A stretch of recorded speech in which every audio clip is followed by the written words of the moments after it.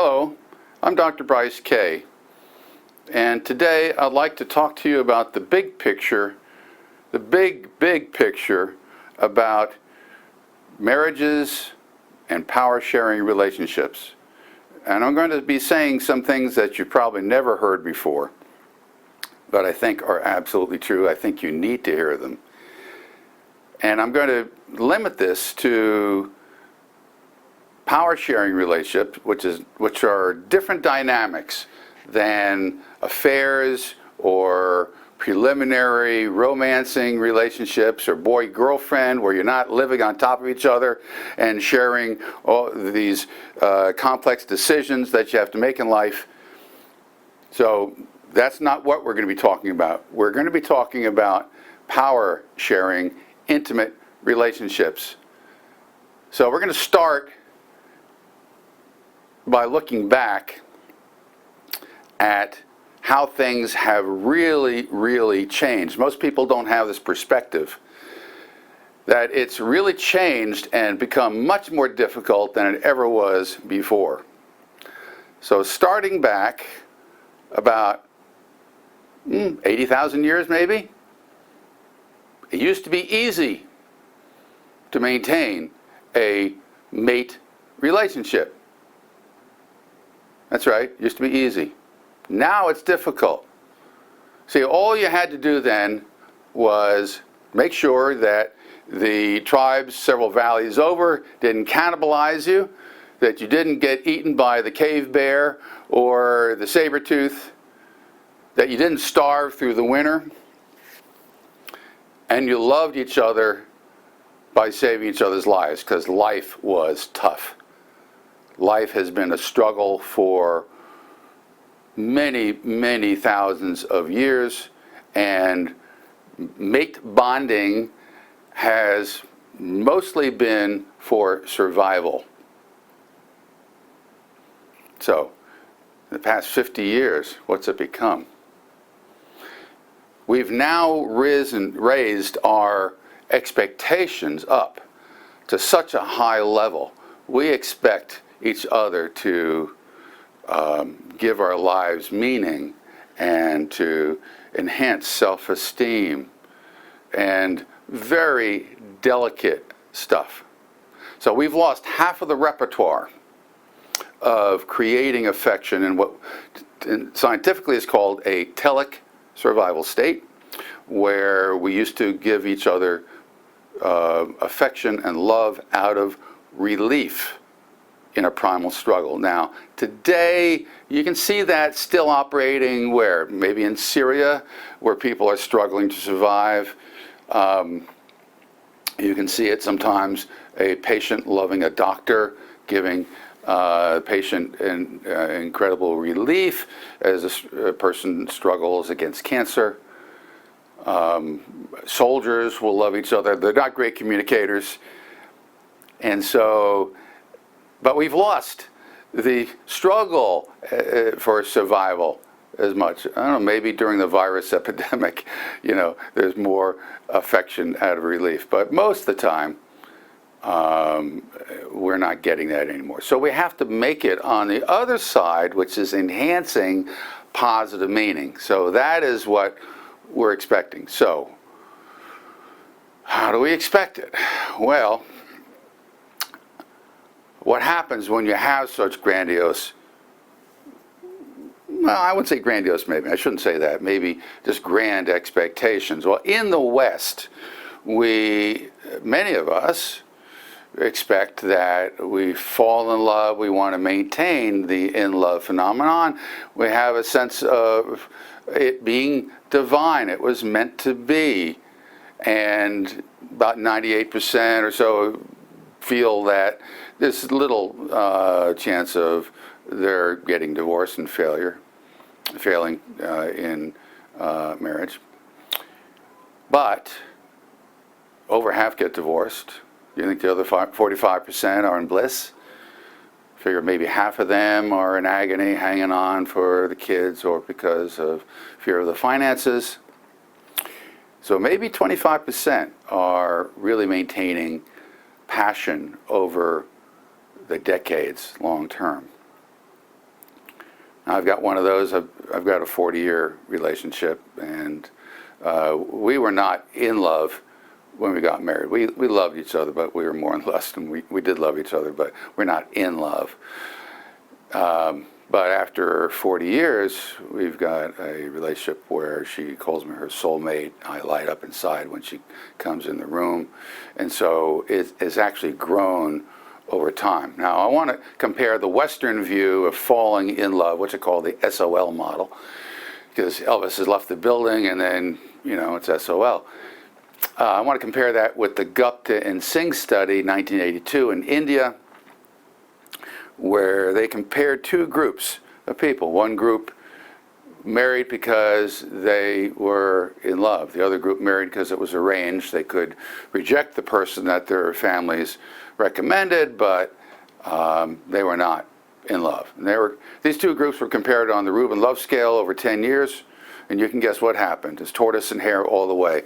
The in-love start real high, the arranged start real low, and 5 years are equal. In 10 years, the arranged are up in the 60s, the in-love in the 40s. Why is that? Well, it has to do with expectation, and it has to do with your model. What are you expecting? If you're expecting it's going to be easy, which is that in-love phenomenon, nature plays a little trick on you. And through this intense infatuation that starts, you just get a boatload of neurohormones, and it feels great. And then you expect that to last. Then when it doesn't, when the bruising starts and you're clumsy and how you manage a relationship, then the frustration of expectation yields shame. Shame turns to projected blame, and that ricochets around in the relationship like a round, artillery round in a tank, cuts everybody to shreds. You start with a realistic expectation. It's up to us to create this thing over time, and you actually don't get that phenomenon. You get a buildup of affection. So, I'm going to give you a metaphor, which is that your relationship is like a garden, and you want to cultivate a crop of love. Now, what's love? Well, love is a feeling, right? What's a feeling? Feeling is an emotion. What's emotion? We're still in circular reason. Well, I submit to you that scientifically, love is a reflex. What's a reflex? Well, it's a brain-body reflex, and we know it involves vasopressin, involves dopamine, we know the parts of the brain, but it particularly involves oxytocin. So we call that the love hormone. It's a neuropeptide, flows throughout the body, and it's released when you're feeling love and affection. Now, your relationship needs to be a collaborative venture of cultivating oxytocin, primarily from your unconscious, which is where most of your feelings come from. And that is not necessarily easy to do. And in the gardening, if you will, in your unconscious of that oxytocin association, you need to do mainly two domains of operations. One is you need to feed it like a garden. You fertilize, you irrigate. But like a garden, you also protect. You have to keep the bugs off. You keep the weeds out. And that parallel, that metaphor, is actually a very accurate one of what you need to be doing over time. So how do you feed the garden? Well, we know that there are certain things that you can do to promote oxytocin conditioning in the mind. Okay, you've heard of the 5 love languages. I actually don't focus on Three of them, I focus on two. You get those two, the other three are really much less important. And so the first one is mindful touch. Not necessarily even the most important, but it is important. And when we are children, if you don't get human touch, what happens? The first year of life, a study was done, 85% were dying around the turn of the 20th century in New England, where we weren't picking up the babies. We're giving them good food, good medical care, but they weren't being picked up. If you don't get touch in your first year of life, orthonine decarboxylase is not created for protein growth, or at least it's diminished. Cortisol turns off the immune system due to stress. 85% were dying. That's how important that was. So throughout our lives, we want touch. Now, all mammals will release oxytocin with welcomed touch.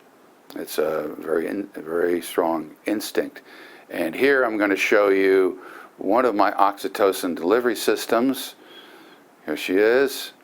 Her name is Susie Q. She waits by the door whenever I'm coming home at the end of the day, and she kisses me more passionately than any old girlfriend I ever had, and I have to leave my wife off the list for political reasons.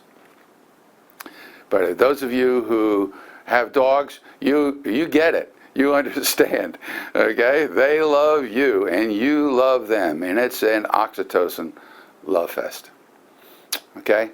So, touch is important.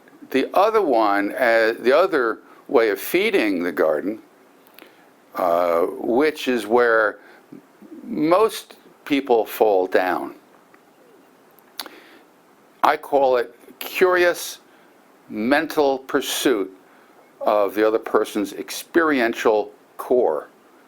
Now, it needs to involve curiosity, not white-knuckled listening, and it needs to be curious about the other person's experiential core. Now, what is that? That is what the person experiences inside, what they want, what they love, what they value, what they remember, and the meaning that they put on memories, the things they wonder about. So if one person fairly regularly is in pursuit and asking, well, what happened? Did you ever have this experience? Oh, you did. And what happened then? And did you ever wonder what you might have experienced if you'd gone this route? And then what would you have felt if that had happened? And one person is showing in the listener is showing in the face and eyes the delight in satisfying curiosity as they are pursuing the experiential core of the other. That other person is going to feel loved, and that's going to actually train up. It's going to like irrigating the garden down below.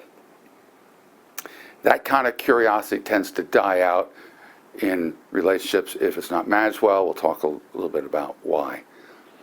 Okay, but we have a system called the ventral vagal system that involves facial muscles around the eyes, trigeminal nerve, and muscles around the eyes that are designed to communicate non-verbally our emotion back and forth between our faces while we are communicating.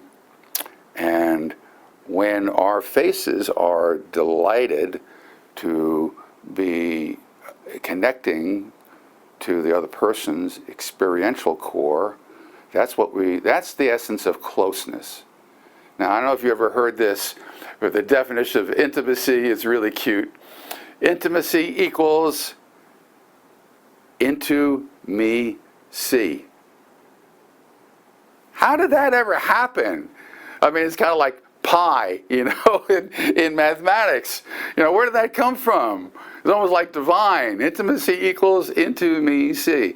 Seeing with curiosity into the experiential core of the other person's values and loves and what they experience inside. Okay? That is the richest feeding that we have. Now, it's not knowing. It's pursuing and reflecting back the delight. Okay? It's not like, great sex isn't like get it off the list. It's not love maps. Okay? It's not the knowing that's so critical. It is the delight in pursuit that is critical, that really irrigates the garden. Now, we just talked about one side, which is feeding. Now, that's the simpler side, believe it or not.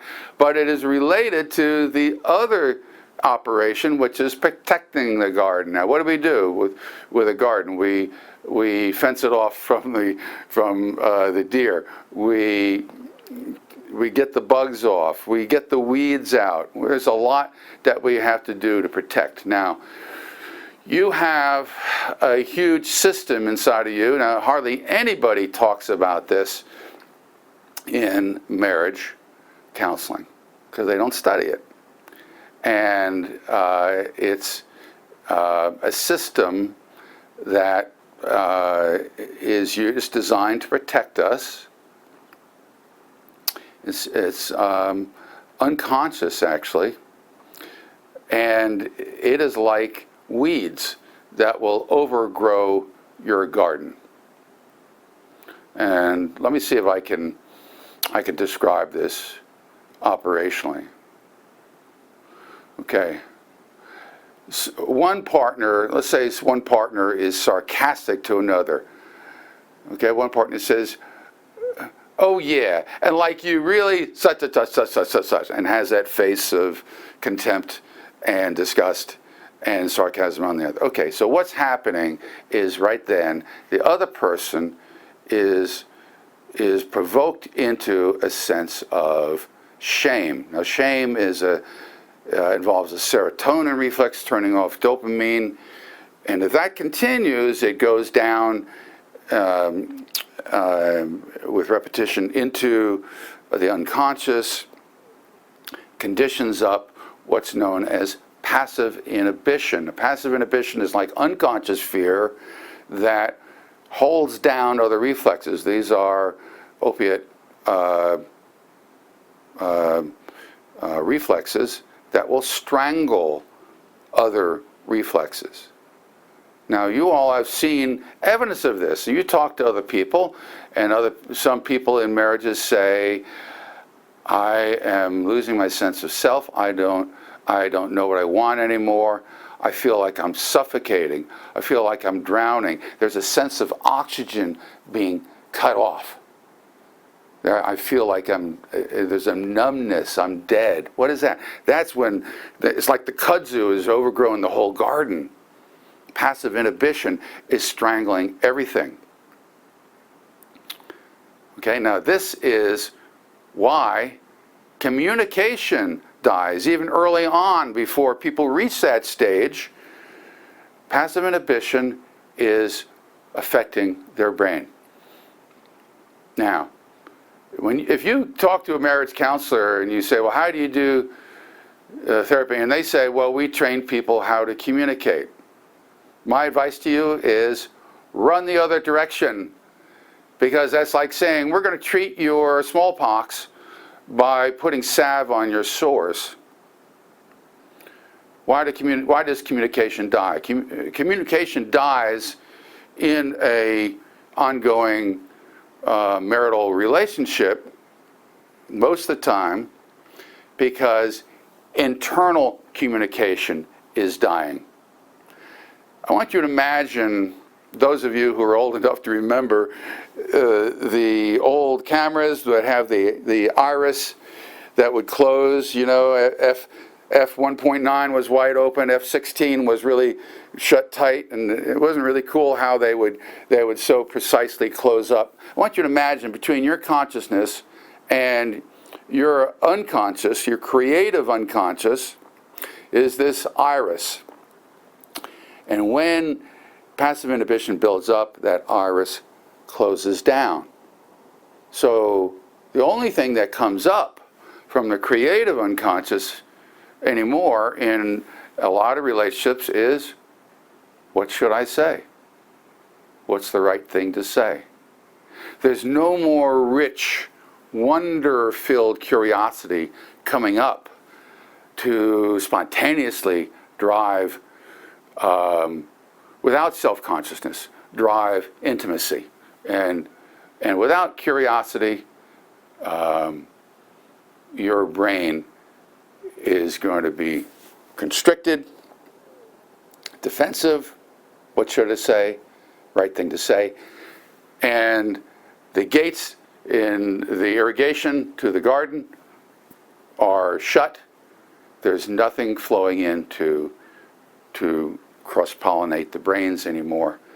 And this is the major reason why relationships go downhill. Power-sharing relationships. When the bruising starts, people don't know how to protect the garden from that gradual buildup of inhibition that strangles communication, that stops the feeding of affection. Now, how you protect your emotional systems is actually very complex. I'll be talking to you about that in other videos. There are some fundamental principles that are very important to protect. But even knowing those principles won't do you any good unless you've also trained them down, because those principles have to be on a level that steer your behavior. Now, most of you have probably checked out in grocery stores by now, and in your in the automatic self-checkout line where you're loading your bags, and you've probably been aware that you could take two items, scan one of them, and put two in the bag. Okay, but you don't really do that, do you? You don't even struggle with that thought because you have some fundamental values that you've already trained into your unconscious. Okay, but in a similar manner, you're going to have certain principles trained into your unconscious that protect you, that protect the relationship, that steer your behavior, not that you 2 hours later think, well, I erupted on him or her and that wasn't cool and that wasn't me. Why did I do that? No, you want those meanings down in your unconscious to have steered your behavior. So you didn't do the stupid stuff of raging or causing damage to your relationship. And that is going to involve training. So yes, knowledge is important, but then you also have to train. Now, I tell couples that I actually have them say a certain phrase. I am the trainer of my dog brain. Okay, now that is absolutely true. And Joseph Ledoux, 2003, wrote a famous book called The Emotional Brain. He talked about the triunal brain, the lizard brain and the brain stem and whatnot, the midbrain area, the limbic system, the midbrain, not much cortex, that's your mammalian brain, unconscious, not logical, associates where your emotions come from. Then you've got your human brain, prefrontal cortex, downregulates, and there's this war going on between your dog brain impulses and your human brain, okay? And you got to buff up that human brain to protect your relationship, and you buff it up with principles that you love. And millions of people do this in 12-step programs. And not that we're devoid of some of that training. Most of us don't hit our partners. We don't want to be violent people. Okay? But you've got to get it down to a deeper level than just cognitive. You got to get it down really in your spiritual identity. And that actually will protect you.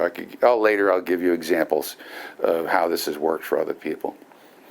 Okay, but ultimately you want an integrity-based relationship. Now here's a picture, simple picture of a relationship, and you'll notice that it's not love of the other that is the foundation, foundation is your spiritual core. And I'm not a religious guy, but I'm very spiritual. And spiritual, I mean, these are meanings that we project into our world that we create. We all live in our own virtual worlds, and we project meanings into those worlds. And those meanings actually help us to consolidate an identity. And the foundation of a relationship is having enough of those meanings and principles surrounding our own identity, that we're not hyper-dependent on another person, that we can stay steady when we need to momentarily detach in conflict, and we have our own oxygen supply, if you will. We have our own autonomy. And so emotional regulation is the foundation of your relationship based on your own spirituality. From that, you can maintain the safety, and within the safety frame, both for yourself and your other, you can creatively cross-pollinate meanings and create this love common world together. That's the goal. And I'm going to show you another picture. Here we go. More complex. You may want to stop the video here to study this, but here's a little bit more complex picture of a relationship standing on, what, two solid individuals who autonomously can protect the relationship. And then you can feed it above that, and then you create your bond and your affection as a rich crop of love. And so I think that's it for now. I'll be putting out some other videos about principles that protect and enhance, and talking more in depth about them. It's a complex topic, what you need to learn. And then we'll go into yet another video on how you can train for regulating your impulses and protecting and feeding a relationship. Okay, so that's it for now. Thank you for listening. I hope you found this informative. I know it's probably a lot of new information. You may want to watch it again or watch it with your sweetheart. And wish you well. Bye-bye.